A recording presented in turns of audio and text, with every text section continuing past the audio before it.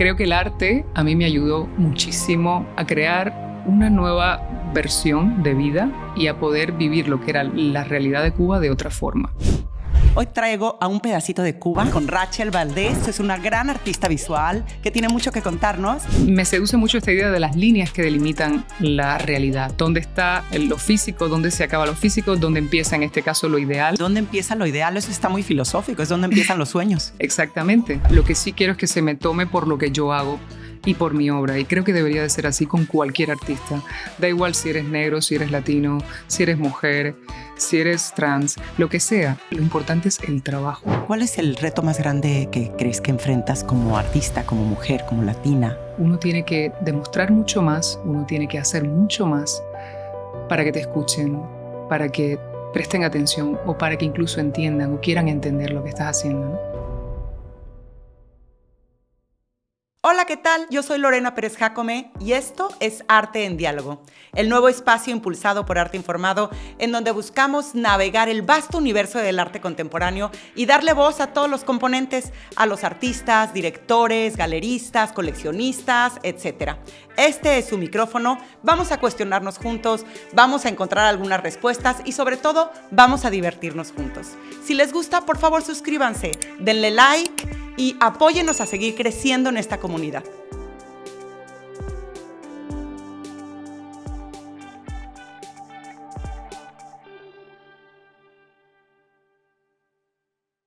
Hola, ¿qué tal? Bienvenidos a Arte en Diálogo. Hoy traigo a un pedacito de Cuba aquí al estudio con Rachel Valdés, a quien agarramos porque viene a las jornadas sobre coleccionismo en el Reina Sofía. Le dije, Rachel, pasa y háblanos. Es una gran artista visual que tiene mucho que contarnos, así es que bienvenida. Muchas gracias.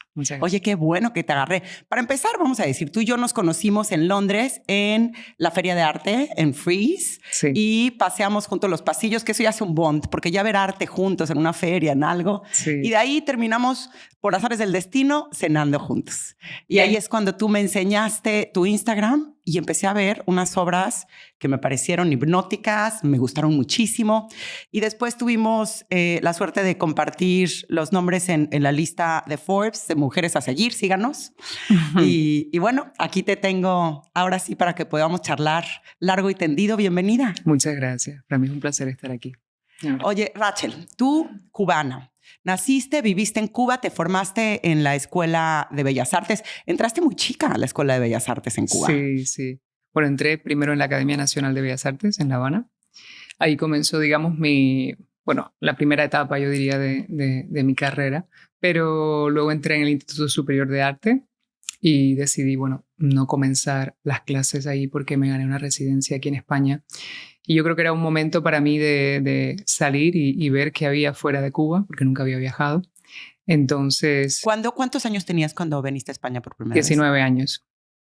Entonces di ese paso y aquí comencé. Mis primeros años fueron 2 años. Estuve en un estudio en Barcelona. Luego volví a La Habana porque siempre he mantenido como ese vínculo o esa conexión con mi país natal. Siempre he mantenido también mi estudio allí, mi familia allí. Entonces, digamos que a partir de esos años, comenzó como mi vínculo ida y vuelta con España, ¿no? Siempre iba y volvía y así comenzó, ¿no? Bueno, además de idas y vueltas a España, sé que has vivido también en Estados Unidos. Como tal, no he vivido. He tenido varias residencias en Estados Unidos, varias residencias de arte, pero nunca he vivido como tal allí. Sí que he tenido como diferentes intervenciones, diferentes becas que me han permitido un poco formar parte, pero vivienda como tal no. Pues, ¿por qué no, antes de caer en tu arte, que me gustaría mucho hablar, me cuentas un poco de tu trayectoria como artista? Yo sé que tu abuelo era historiador de arte y que tú eras tímida. Y entonces siempre el dibujo para ti fue como el principio de crearte tu propio universo y escaparte de otras miradas, tal vez. Pues yo creo que sí. Yo creo que desde muy pequeña me creé como una especie de mundo aparte y creo que de cierta medida eso es un poco lo que hago hoy en día también con mi trabajo, como que me extrapolé, ¿no? Viví siempre como un poco apartada, no tuve ni hermanos ni primos, siempre estuve como muy sola y siempre me dejaban sola con los lápices, con los colores.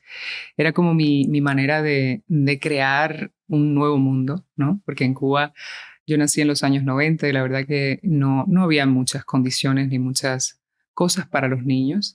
Entonces, pues yo misma me construía, ¿no? Mis propias historias, me construía tenía como historietas, iba creando como aventuras y cosas así. Entonces, mi abuelo, bueno, él falleció muy pronto, yo tenía unos 7 años, pero fue la primera persona que me generó como esa inquietud o ese deseo del placer estético o del poder apreciar o admirar una obra, ¿no? Él tenía muchos libros de historia del arte en la casa y de hecho le gustaba también pintar, ¿no? En sus tiempos libres ya, cuando era ya mayor, él tenía como un pequeño cuarto y se ponía a pintar y yo recuerdo aquellos olores a óleo, a trementina y aquello como me atrapaba, ¿no? Entonces él pues me enseñaba aquellos libros, me hablaba bueno, de diferentes Pero muy chica manifestaciones. estabas tú, si murió cuando tenías 7. Sí, el vago recuerdo que tengo era de eso, de mis 6, 7 años, y sí lo recuerdo, ¿no? Cómo me enseñaba, pues esto, la pintura italiana, o pintura del Renacimiento, o de repente Picasso, ¿no? Le gustaba mucho. Y bueno, y me hablaba de eso y me enseñaba a coger los lápices y a dibujar, entonces me ponía como objetos, como naturaleza muerta para reproducir y me enseñaba un poco, ¿no? Y yo desde ese momento me di cuenta de que ese era como se podía convertir en mi gran pasión y yo creo que mis padres desde el principio me apoyaron con eso, me apuntaron en escuelas Que además hay una gran tradición artística en Cuba, es increíble Sí. el talento que hay. Sí. Yo como lo veo, y no sé si sea tu visión también, pero en países subdesarrollados cuya situación política y social es difícil, como es Cuba, como lo es México, como es Brasil, hay una necesidad de irse hacia adentro, porque la vida afuera es difícil. Es difícil. Entonces es por eso que germina tanta creatividad, ¿será? Yo creo que de cierta manera es un poco eso. Y sí que es cierto que yo, por ejemplo, en mi caso particular, mi familia, el único vínculo que tuve con el arte fue ese, porque en realidad yo no tengo una familia que tenga nada que ver con la cultura ni con las artes visuales, pero solamente mi abuelo, ¿no? Que me dejó ese. Pero enseguida sí que es cierto que habían como diferentes oportunidades y posibilidades, ¿no? Casas de cultura, escuelas de dibujo para niños, y entonces participaba, ¿no? De hecho, participé en una galería en el barrio en el que yo nací, que es San Miguel del Padrón, que fue fundado por una grandísima artista de la vanguardia cubana que se llamó Antonia Iris. Y bueno, ahí fue mi primera incursión, ¿no? Hice mi primer dibujo y gané mi primer premio de pintura. Muy niña. Eran cosas como muy de niños, pero aquello me motivaba, ¿no? Era como. Y ya luego, pues. Entré a estudiar en el Teatro García Lorca, que había un taller de pintura, bastante de pintura al natural. Y bueno, ya hasta que ya fui cogiendo la adolescencia y hice las pruebas de ingreso en la Academia Nacional de Bellas Artes y ahí fue cuando ya comencé. Pero digamos que esta inquietud, este interés me viene desde muy pronto, ¿no? Desde muy chica. Pero terminaste muy joven, ¿no? La carrera. Sí, bueno, la carrera se termina como con 19 años aproximadamente. Y bueno, digamos que San Alejandro para mí, o sea, la academia para mí me abrió un mundo completamente distinto, porque yo, como te digo, nací en un barrio bastante alejado, no tiene nada que ver con lo que todo el mundo conoce de La Habana. Y estaba bastante lejos de todo lo que era la parte intelectual o cultural, ¿no? Y en esa escuela, pues, empezó a abrirme el espectro, no solo en las artes visuales, sino en la música, en la literatura. Y sí que es cierto lo que dices, ¿no? Que hay una riqueza y hay un trasfondo cultural histórico muy potente en Cuba, ¿no? Y tuve la oportunidad de poder conocer todo eso, que de por sí no es algo muy habitual. O sea, la gente de mi generación o los chicos que estudiaron conmigo anteriormente, la verdad es que no tenían esos recursos y yo me siento muy afortunada de haber podido pues tener esas herramientas, ¿no? Y esa forma de pensamiento, porque cuando uno es adolescente está empezando a crear, ¿no? Como su proyección, su identidad, la filosofía de vida incluso, ¿no? Entonces, creo que el arte a mí me ayudó muchísimo a crear una nueva versión de vida y a poder vivir lo que era la realidad de Cuba de otra forma. Y por eso me siento afortunada, ¿no? Porque empecé a apreciar cosas que normalmente no se aprecian. Empecé a observar a poder incluso hasta disfrutar de pequeñas cosas que la gente con la dinámica y con la dicotomía del día a día no se para a pensar, ¿no? Y yo nunca tuve ese deseo de irme de Cuba ni de... ¿No? Siempre tuve como una especie de amor muy grande por la energía, por la luz, por la esencia, incluso también un interés por esa historia que quedó también antes de la revolución, ¿sabes? De toda esa grandeza y toda esa riqueza, sobre todo intelectual y cultural, ¿no? Entonces, digamos que siempre me sentía como una especie de... Como en un lugar, yo le preguntaba siempre a mi madre, oye, ¿y estos edificios y estas cosas que tan grandiosas, esta arquitectura tan espectacular, para qué son? ¿Qué funcionalidad tienen? Yo crecí con muchas dudas y con mucha falta de información, y como yo creo que muchísimas personas ahí. Y con mucha curiosidad, como y una con buena artista. muchísima curiosidad y con muchos deseos, sobre todo de romper, ¿sabes? De romper y de reconcebir cosas, ¿no? Pero sí que es cierto que me extrapolé muchísimo, me creé mi propia burbuja para poder vivir allí, no de una forma resignada, no a través de la resignación, sino quizás entender que se puede vivir de otra forma o entender que se puede sentir de otra forma, ¿no? Y creo que mi trabajo también, en el fondo, carga un poco con todo eso, ¿no? Absolutamente, pero yo creo que lo que estás diciendo también se aplica al arte en general, para mi punto de vista, porque el arte, ya sea desde la creación o desde el disfrute, lo que te permite es ver la vida de otra forma. O por lo menos ese debería ser el arte, es expandir tus universos, es abrirte puertas a... Exactamente. Yo eso pienso, o sea, el arte sí que es cierto que no es un común denominador en la sociedad, o sea, no es algo que las grandes masas consuman realmente, ¿no? Pero sí que es cierto que es como un lenguaje único, que una vez lo descubres ya no lo puedes soltar. Porque yo creo que está muy conectado al espíritu, independientemente del intelecto y del trasfondo y del conocimiento y de los conceptos.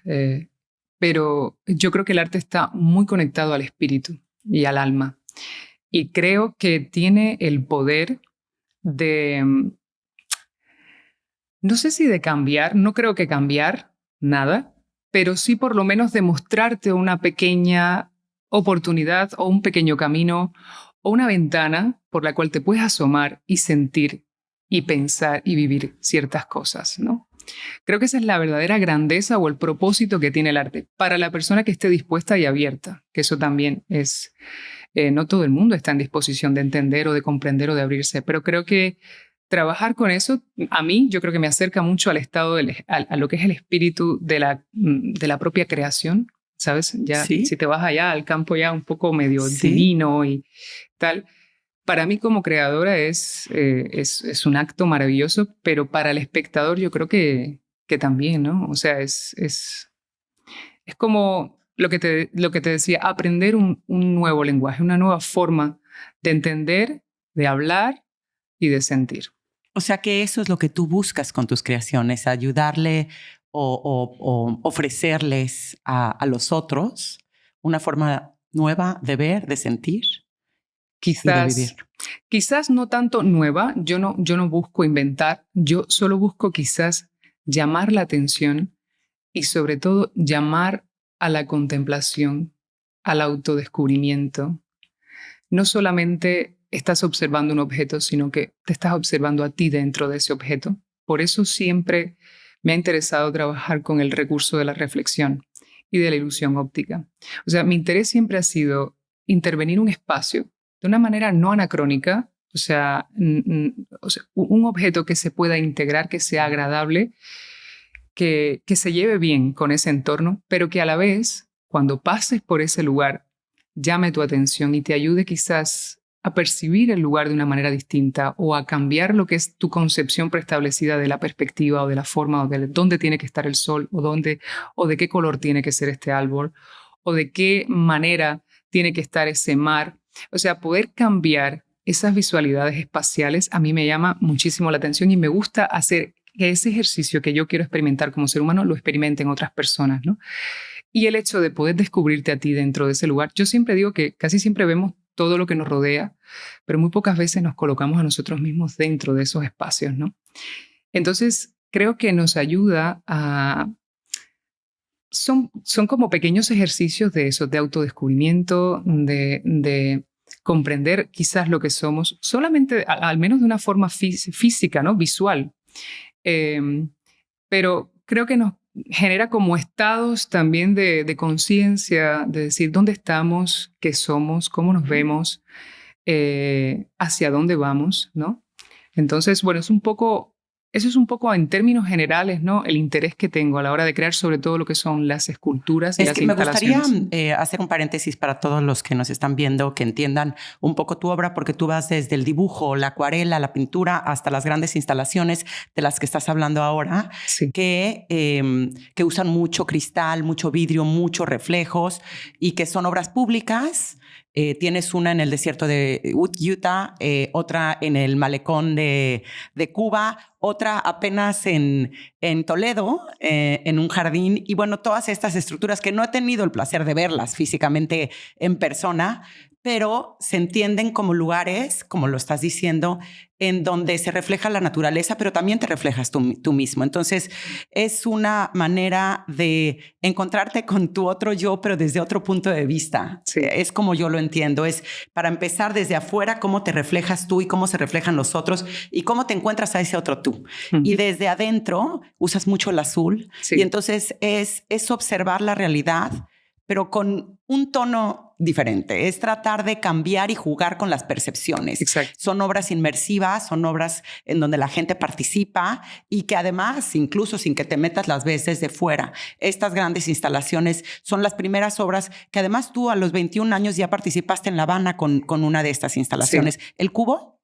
No, fue Happily Ever After. Happily Ever After, que ese es otro tema que vamos a hablar de tus títulos, pero sí. Tú empezaste a lo grande, o sea, vamos, tú no empezaste diciendo voy a hacer cosas, te lanzaste con todo. Sí, bueno, la verdad es que tuve la posibilidad, ¿no? de hacerlo. Mi primera intervención pública fue en el 2012, en la Bienal de La Habana del 2012, y fue con el proyecto curatorial Detrás del Muro, por el curador Juan Delgado. Me invitó a formar parte de esta primera edición de este proyecto y para mí fue un verdadero reto. Yo tenía ya muchos dibujos, incluso de cuando era estudiante, porque esto no me viene de ahora, o sea, el tema de los reflejos y tal. Yo, si quieres, te voy un poco hacia atrás. ¿Sí? Mis primeros ejercicios escultóricos fueron con materiales encontrados y el material que encontré coincidentemente fue un espejo. Entonces, yo siempre estaba trabajando, pero todo en pequeño formato, ¿no? Siempre a mí me interesaba mucho cuando estudiaba, ¿no? Movimientos como el constructivismo ruso o el minimalismo, figuras como Tatlin, Malevich. Y al final empecé a descubrir en esas mínimas formas, en esas figuras geométricas tan simples, como de repente podrías engrandecer los lugares o los espacios, ¿no? Entonces recuerdo que, por ejemplo, mi primer ejercicio fue con un pedazo de espejo que me encontré y empecé a trabajar con eso y me enamoré de ese material. Fue una especie de relación amor-odio porque realmente es un material muy complicado, muy complejo. El cristal puede ser muy frágil, incluso agresivo a veces. O sea, empecé a tratarlo, empecé a cortarlo, me cortaba. Me acuerdo que la primera obra que hice fue como con alambrones, eran como unas estructuras de unos hilos, iba forrando aquellos alambrones con aquellos pedazos de espejo que me había encontrado pegados de cualquier forma, pero bueno, fue mi primer ejercicio y dije, yo quiero trabajar sobre esto, quiero trabajar sobre la ilusión, sobre la realidad objetiva, sobre la realidad subjetiva, estos elementos raros. Entonces, digamos que mi primer momento fueron esas esculturas muy pequeñas que yo hacía, pero claro, nunca fueron mostradas en ningún lugar hasta que me llamaron para formar parte de ese proyecto porque yo presenté ese proyecto y busqué la forma de construirlo y fue la verdad que un esfuerzo muy grande. Pero mereció muchísimo la pena porque es una obra que fue un antes y un después en mi carrera, ¿no? Esa obra. Entonces, Happily Ever After, que fue el título, Felices para siempre. Felices para siempre. Felices para siempre. Fue una pieza que creé específicamente para el Malecón Habanero. Precisamente porque la idea de me seduce mucho esta idea de las líneas que delimitan la realidad, ¿no? O sea, dónde está lo físico, dónde se acaba lo físico, dónde empieza en este caso lo ideal, ¿no? Porque es el reflejo que físicamente es una superficie que no existe. O sea, lo que estás viendo no existe, es una ilusión. Entonces, ¿dónde empieza lo ideal? Eso está muy filosófico, es donde empiezan los sueños. Exactamente. Entonces, lo que quería en este caso era crear como esa sensación de ir caminando entre dos mares, ¿no? Una onda como Moisés, ¿no? Una cosa como bíblica, que también puede tener trasfondos políticos. Cada uno crea la historia que quiera con la obra. Yo creo que esto es lo rico que tienen las obras públicas, ¿no? Que cada espectador puede aportarle un cierto sentido a la obra. Y en este caso mi intención era poner una figura geométrica mínima, era como un rectángulo de 16 metros de largo por 3 metros de alto, de espejos, justo paralelo al malecón. Entonces, la experiencia era ir caminando y era caminar entre dos mares, ¿no? El mar real y el mar ideal. Y tú en medio de esas dos Qué bonito. dinámicas. Entonces, de repente, por un momento, la ciudad desaparecía y te quedabas tú en medio de todo aquello, ¿no? Y entonces también me gustaba ese simbolismo que tiene el malecón, que es como este lugar que delimita también el espacio, porque en La Habana es el lugar donde comienza y acaba todo, ¿no? Ya de ahí para allá no hay nada. Y es un sitio que también tiene un trasfondo histórico muy importante y yo creo que funciona, es como una especie de sofá donde todos los cubanos se sientan ahí, al menos en mi caso particular. Muchas veces yo hacía el ejercicio de sentarme ahí a meditar y sobre todo a imaginar cómo era el mundo más allá, ¿no? Y era como esa sensación también de estar condicionada, de vivir en una isla, en un lugar en el que no puedes salir, pero ahí es donde tu cabeza empieza a crear, ¿no? Y entonces, esa pieza específicamente para mí tiene una carga emocional, simbólica. Nunca se me ha olvidado que un señor que vino, porque lo bonito de todo esto era escuchar las opiniones, ¿no? de la gente o cómo, Claro. Porque el arte público está a mano de todos, o sea, todos pueden pasar por ahí, todos pueden hacer la pieza suya. Todos interactúan con Todos ella. interactúan con la obra y aportan, que es lo que más me gusta, porque uno aporta, es como un pequeño grano de arena. Tú lo dejas ahí y eso se va haciendo grande y no sabes nunca cuándo acaba, ¿no? Y lo lindo de esto es eso, ¿no? De repente personas no lo llevaban como en un trasfondo súper espiritual, ¿no? Decían, esta es la primera vez que Yemayá, que es la reina del mar en Cuba, en la religión afrocubana, es la primera vez que Yemayá se va a mirar en un espejo. No sé, de repente cosas así que decías, wow, no me había puesto a pensar en estas cosas, ¿no?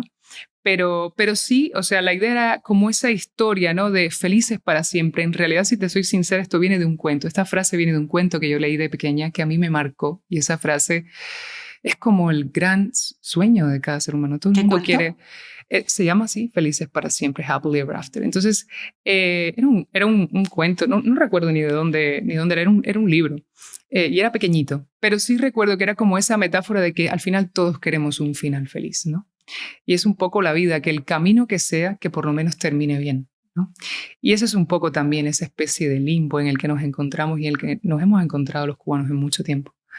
Y es esa dosis de esperanza, de suspenso, pero de esperanza, ¿no? Creo que para mí lo que siempre quiero transmitir es, yo confío mucho en la estética, en la belleza, en lo bello, a pesar de que no es algo muy, muy bien admirado o muy tal, pero sí confío en el positivismo, en el mensaje esperanzador y en esa conexión de humanidad con un objeto que es material, que no tiene vida, pero que puede darte mucho, ¿no? Entonces es un poco el diálogo, ¿no? que tuve con esa pieza. Qué bonita. Esa fue tu primera pieza pública. Esa fue la primera obra pública. Tú ganaste el premio en el 2016 de Rockefeller Brothers Foundation and the Cuban Art Fund. Sí.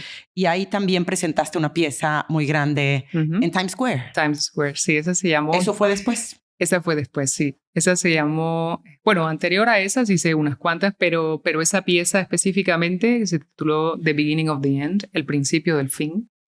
Vamos a hablar de esos títulos, por favor. O sea, sí. El principio del fin, Felices para siempre. ¿Piensas la obra y después te llega el título? ¿Piensas el título y llega la obra? ¿O cómo funciona? Yo creo que ambas cosas van funcionando homogéneamente. O sea, está la idea, está el efecto que quiero producir. Me inspiro en el lugar, pero a la vez tengo como una frase que me está dando vueltas en la cabeza y busco quizás la forma de entrelazar la historia y ahí esa parte es la que más disfruto, ¿no? Porque es como cuando se mezcla es ese proceso como casi de alquimia, ¿no? Que estás como buscando cosas de todas partes y generas ahí como una especie de monstruo. El eureka. Exacto.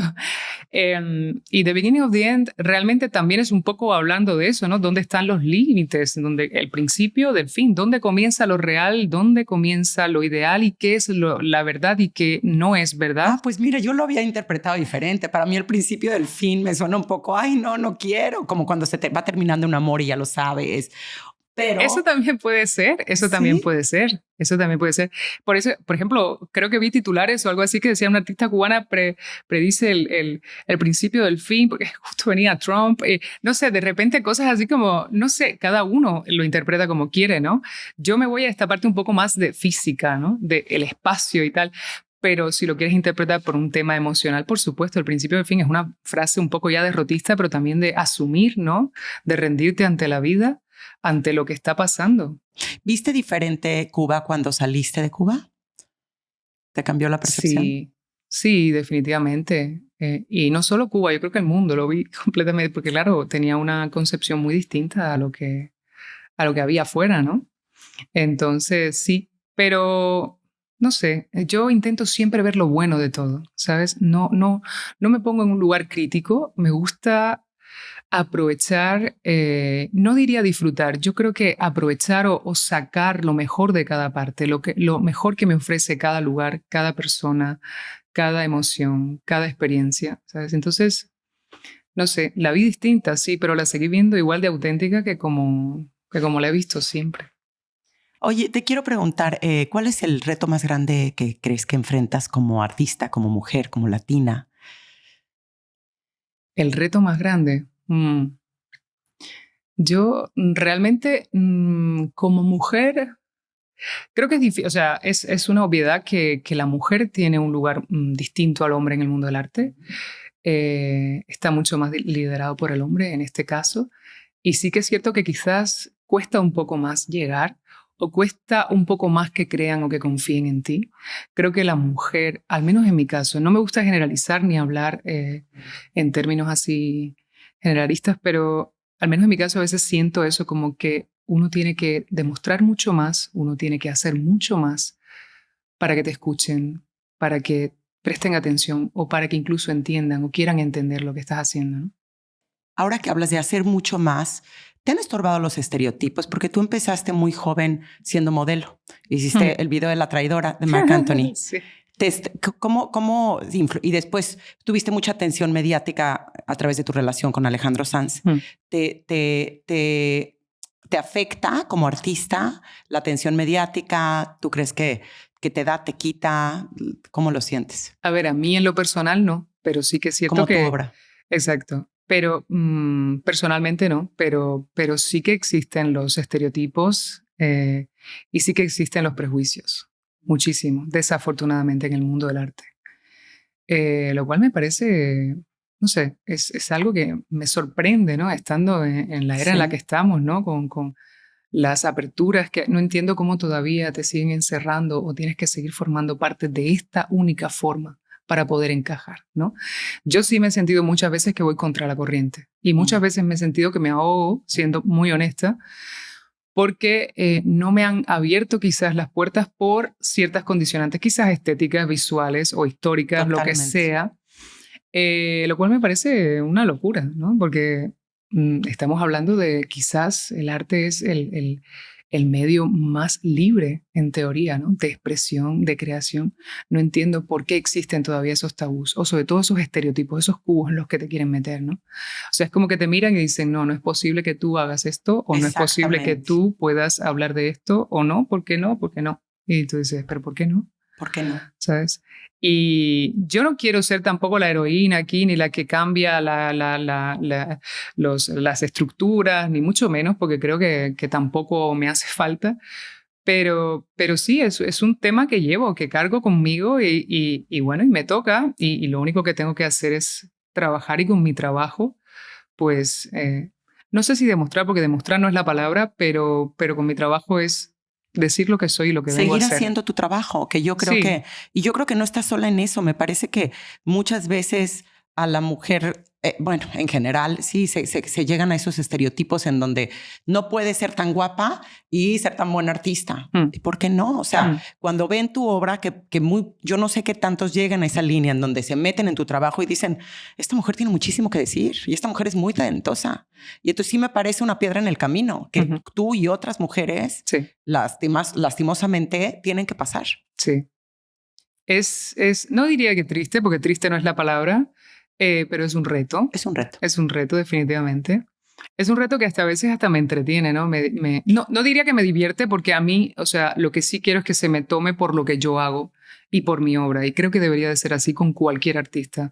Da igual si eres negro, si eres latino, si eres mujer, si eres trans, lo que sea. O sea, da igual si eres anglo o si eres de donde sea. Lo importante es el trabajo. Eso es lo más importante. El artista es verdad que también es importante, pero creo que la obra en sí es la que tiene que hablar, porque es la obra la que va a estar en los museos, es la obra la que se va a exponer. Yo no voy a estar al lado de una pieza mía todo el rato hablando de mi pieza, o no me tienes que categorizar por lo que yo soy como ser humano. Sí que es verdad que tenemos que ser buenos seres humanos y tenemos que defender lo que hacemos, ¿no? Y que eso siempre aporta. Pero no llevar una interpretación tan simplista y tan rápida y tan superficial, ¿no? Creo que eso no es muy inteligente. Yo creo que lo realmente verdadero detrás de todo esto es entender, esta pieza me está hablando de esto, quiero saber de qué va, luego ya conoceré al artista, ya luego veré quién es, pero lo que te llama es la obra, porque la obra es la que tiene realmente la carga y lo que yo te he querido dar, ¿no? Entonces, creo que eso es lo importante. Oye, medios sociales, ¿cómo manejas tú tus medios sociales que he visto? Porque además muchas de tus instalaciones, pues mucha gente no las puede ver, tienes que transportarte, ir y yo veo que posteas mucho. ¿Qué papel juegan para ti los medios de comunicación en dar a conocer tu arte?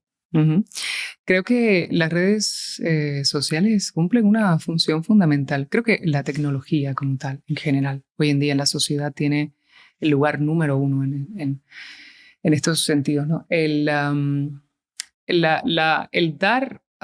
darle acceso a más personas acerca de lo que haces es algo siempre positivo, ¿no?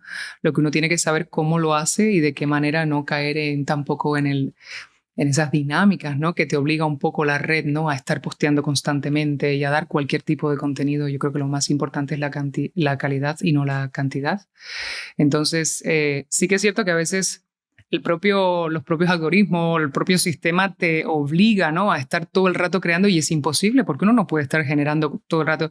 Y sobre todo yo, que no tengo un equipo tan grande, o sea, hay quien sí, de repente también Hearst, toda esta gente tienen equipos, ¿no? Que le están filmando todo el rato, graban el proceso de producción, etcétera. Pero un artista, en primer lugar, no está creando todo el tiempo.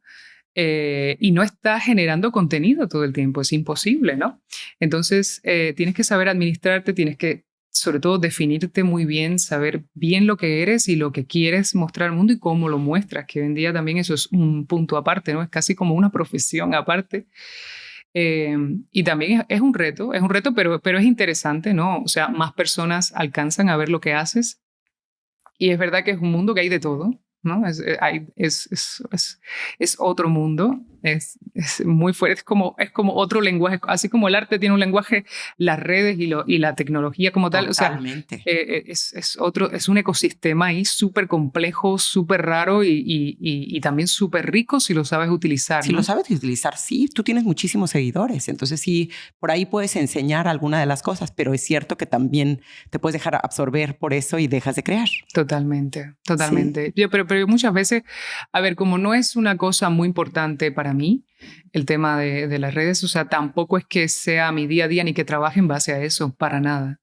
Yo me encierro en mi estudio y de hecho muchos días paso que no pongo absolutamente nada, estoy desaparecida, pero es que claro, ¿qué más me puedo exigir, no? Como ser, ya no puedo crear en el mundo real y también para el mundo virtual, es como no, o sea, el día que tenga un super equipo quizás sí, ¿no? Ya eso se mueve solo, ¿no? Pero de momento yo me enfoco en lo que me interesa, que Dices es mi que obra. tú te encierras en tu estudio y sé que para crear tú usas música. Sí.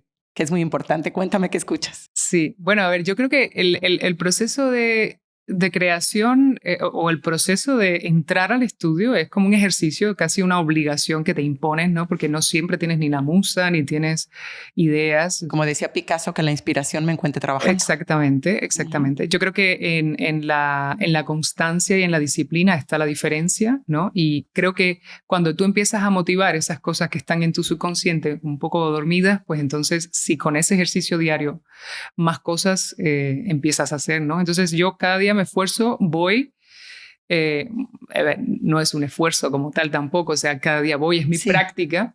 Me gusta prender incienso, de repente tomar un té, prepararme, respirar un poco, meditar también, continuar con la idea del día anterior, porque casi todos los proyectos se demoran meses, ¿no? Entonces, a mí me gusta mucho ese momento de metamorfosis o de catarsis, ¿no? De dejar las cosas encima de la mesa, un dibujo se termina hoy, mañana se recorta una cosa o corto un material o se me rompe no sé qué o de repente tiro un poco de pintura. O sea, ese proceso es el que diariamente me va generando a mí ideas, ¿no?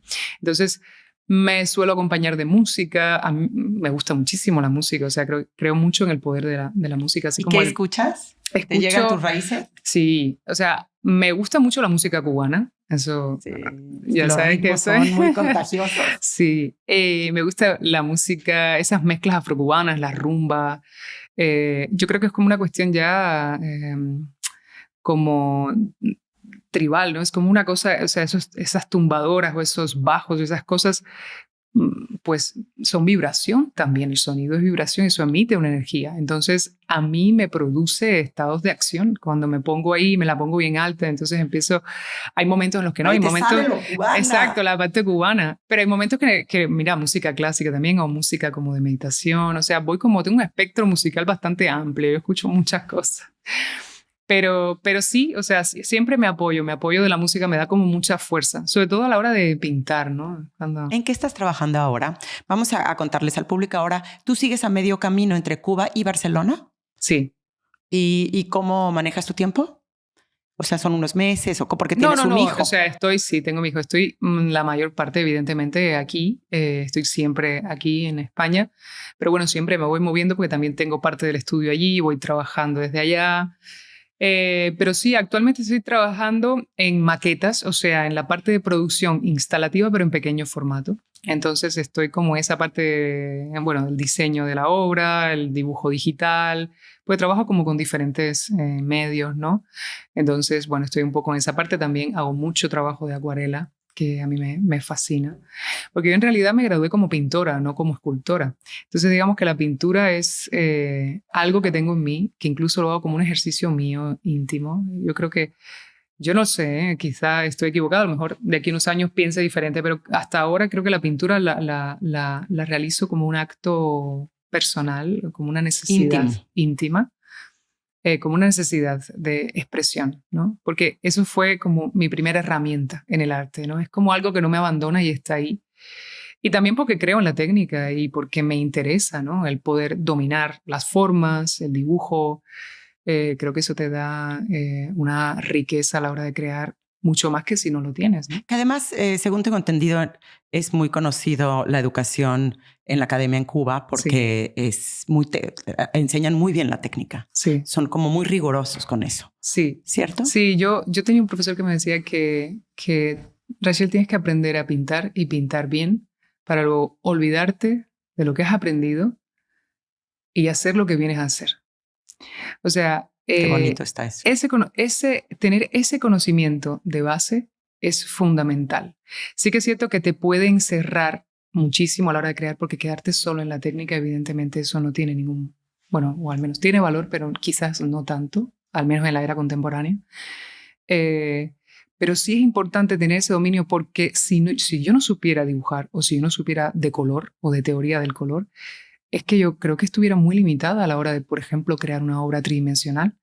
O sea, el espectro de conocimiento que tienes, sí que es cierto que puedo decidir no utilizar esto o no hacer tal cosa, pero eso está ahí. Y de cierta manera, o trabajar en Photoshop, o trabajar en una herramienta de estas de construcción de 3D. porque el conocimiento está ahí, la perspectiva. Por ejemplo, yo soy una persona que para mí la perspectiva es algo fundamental. A mí esa asignatura me marcó desde que era una estudiante. Pues claro, porque además tus obras son muy arquitectónicas, por lo menos las de gran formato. Exacto. Y todo lo que... A mí siempre me ha gustado mucho la arquitectura y me ha inspirado muchísimo el Bauhaus alemán y tal.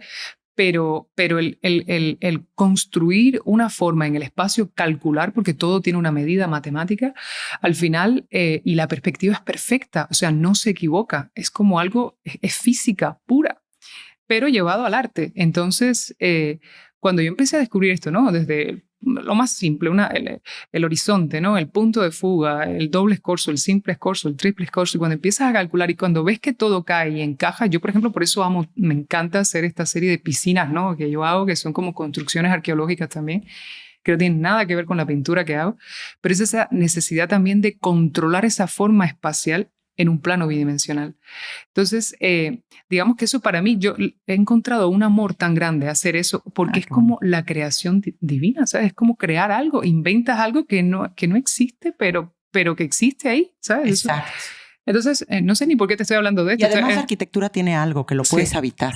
El arte en un sentido figurado también. Exacto. Pero la arquitectura puedes habitarla. O sea, te lo imaginas y después estás adentro o afuera o lo caminas. Exacto. Entonces entiendo lo que dices. Sí. De hecho, yo creo que gran parte de mi trabajo escultórico tiene mucho que ver con eso, con crear un espacio o un habitáculo en el que tú puedas entrar, en el que tú puedas. Sí que es cierto que no es tan funcional como la arquitectura. La arquitectura en este caso tiene como la razón de ser, voy a vivir en esta casa, voy a tener este edificio, pero el arte como tal, o sea, intento hacer como esas conexiones de poder meterme dentro de un lugar en el que yo me puedo quizás cubrir de la lluvia, pero a la vez estoy sintiendo, ¿no? Es como una cosa un poco rara y por eso me gusta mucho esta idea o el concepto de las líneas que delimitan los espacios, las líneas que contienen un espacio.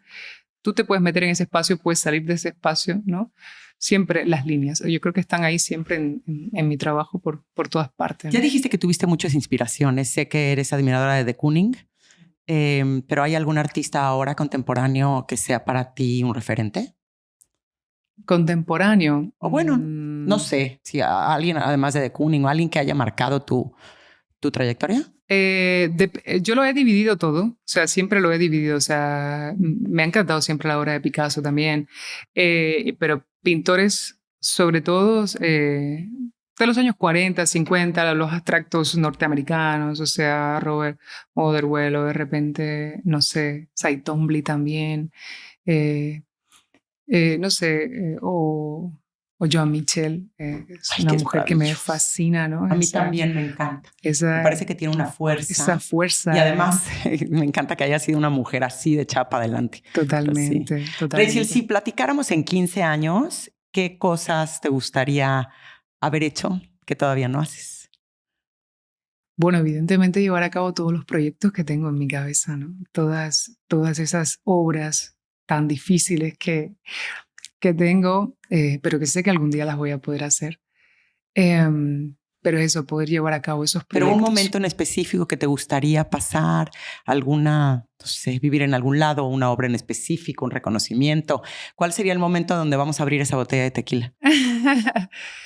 Pues yo creo que es una mezcla entre, yo creo, para sentirme como satisfecha, dices, como ser humano, yo creo que una mezcla entre sentirme feliz con lo que soy en el presente, con lo que he sido en el pasado, sentir que aporto algo, sentir que he podido llevar a cabo esas ideas tan complejas, muchas veces logísticamente prácticamente imposibles, sentirme bien como madre, sentirme bien como persona, como amiga, como artista y por supuesto apoyar también alguna causa social importante.